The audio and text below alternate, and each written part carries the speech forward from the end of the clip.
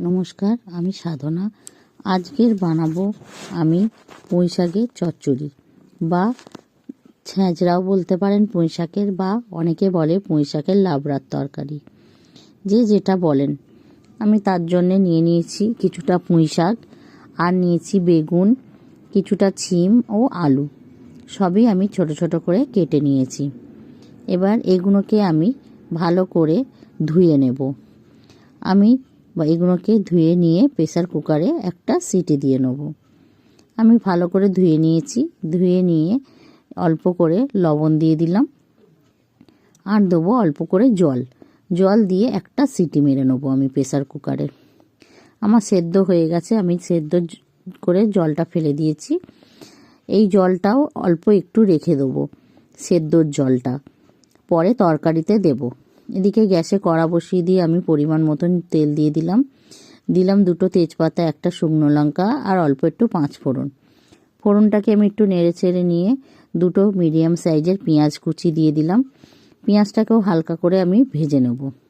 ভেজে নিয়ে এর মধ্যে দিয়ে দেবো চিংড়ি মাছগুলোও আমি ভালো করে একটু নেড়ে চেড়ে ভেজে নেব। দিয়ে দেবো এর মধ্যে একটু হলুদ গুঁড়োটা দিয়েও আমি একটু নেড়ে চেড়ে নেব। নেড়ে চেড়ে নিয়ে এবার এর মধ্যে দিয়ে দেবো পরিমাণ মতন লবণ।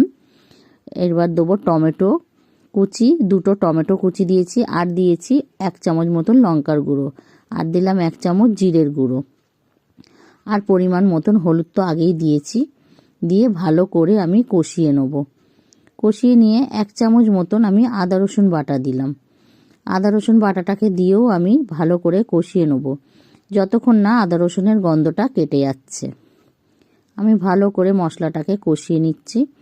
কষিয়ে নিয়ে যতক্ষণ না তেল ছাড়ছে আমি ততক্ষণ কষিয়ে নিয়েছি। তারপরে সেই সেদ্ধ করে রাখা সবজিগুলো আমি দিয়ে দিলাম। দিয়ে ভালো করে এবার সেই মশলার সঙ্গে আমি সবজিগুলোকে ভালো করে কষিয়ে নেব। ভালো করে মশলার সঙ্গে কষিয়ে নিতে হবে। কষিয়ে নিয়ে ভালো করে শুকনো করে নিতে হবে। শুকনো করে নিয়ে এর মধ্যে দিয়ে দেবো আমি স্বাদ মতন চিনিটা দিয়েও আমি নেড়ে চেড়ে নেব। নেড়ে চেড়ে নিয়ে যখন পুরো জলটা শুকিয়ে গেল, তখন আমি সেই সেদ্ধ করে রাখা জল থেকে অল্প একটু জল আমি দিয়ে দেবো। সবজির জলটা ফেলবো না, সবজির জলটাও আমি এর মধ্যে একটু দিলাম। দিয়ে ভালো করে কষিয়ে নিলাম। কষিয়ে নিয়ে শুকনো হয়ে গেলেই আমার পুঁই শাকের লাবড়া বা পুঁই শাকের চচ্চড়ি রেডি। আপনাদের যদি এই রেসিপিটা ভালো লেগে থাকে তাহলে একটা লাইক, কমেন্ট, শেয়ার করে দেবেন, আর সাবস্ক্রাইব করে আমার পাশে থাকবেন। যদি ফেসবুকে দেখেন তাহলে আমার পেজটাকে একটু ফলো করে রাখবেন।